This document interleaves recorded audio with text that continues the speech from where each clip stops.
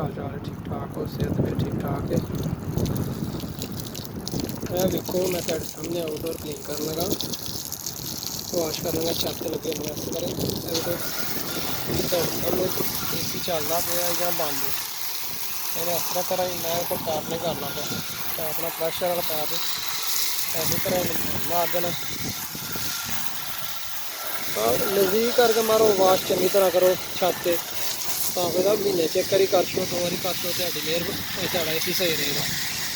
पर एक त्याग करनी है अगे पिछले तो मैं पानी मार दिया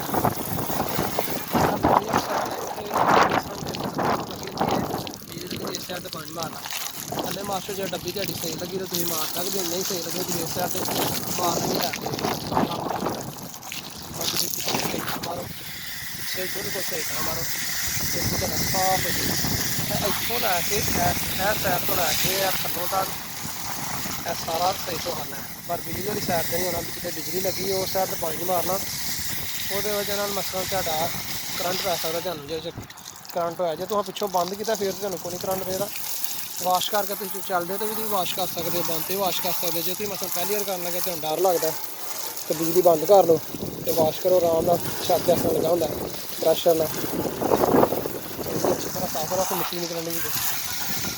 ओके।